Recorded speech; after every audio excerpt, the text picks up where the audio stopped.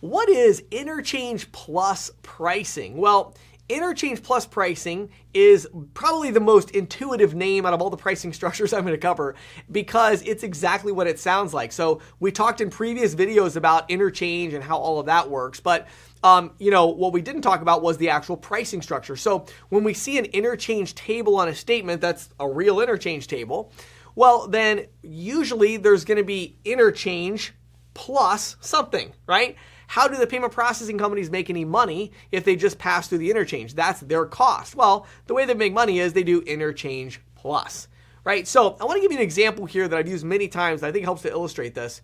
I want you to imagine for a minute that you own a little retail store that sells hats, ball caps, right? Well, when you go to buy those ball caps from your distributors as the owner of that retail store, you're going to have a lot of different price points. Right? Some hats you're going to get them on clearance. They're going to cost, $2, $3, maybe $5. Other hats going to be, the official NFL, Super Bowl winner hat, for their team or whatever, and that one might cost you $15 or $20, right? As the owner of that store. Well, you're going to buy these hats and you may have hundreds of hats in there, and all of those hats, there may be dozens and dozens of different price points. You paid $3 for that one, $5 for that one, $6 for that one, $4 for this one, $20 for that one. So how do you price these hats, right? Well, we talk in other videos about different types of pricing structures. It could be tiered pricing or flat rate pricing or whatever. Well, one of the other options would be, you could say, well, I just want to make sure that I'm always making 10% or 20% on these hats. So what would you do? Well, you would take whatever you paid for that hat and you would mark it up 20%, right? So if you paid $20 for the hat, you would price it at $24. If you paid $10, you would price it at $12. If you paid $5, you would price it at $6, right? So the idea would be you just mark it up 20%. No matter how much it costs you, you mark it up 20%. Now, there's benefits and drawbacks to that pricing structure, right? The benefit would be you're going to make money. Every time somebody rings up an order, you're going to make 20%. You know that for sure.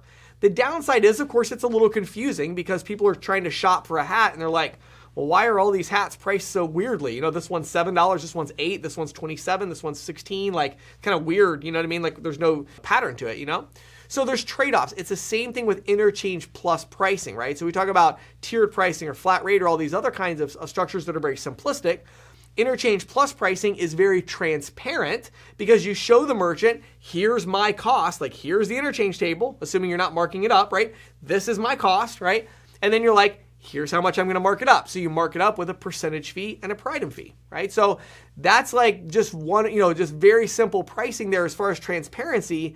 But as far as the merchant understanding that simplicity gets a little more challenging because they get this big statement with all these, this long interchange table and it can be confusing. So when is interchange plus pricing used? It's almost always used with merchants who do more than $100,000 a month in credit card processing volume.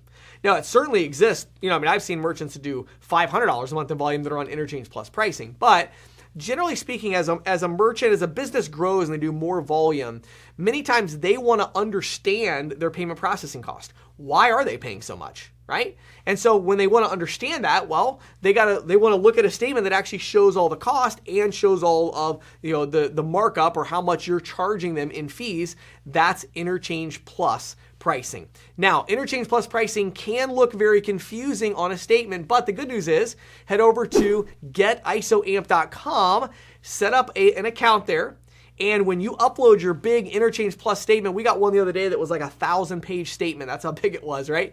Well, our system just uploads that. We break down all the information. We categorize all of the fees. Then we provide it to you in a format in our software where you can easily show side by side what you would charge. You can also convert somebody using our software from interchange plus to tiered, or tiered to interchange plus, or flat rate to interchange plus, or whatever, right?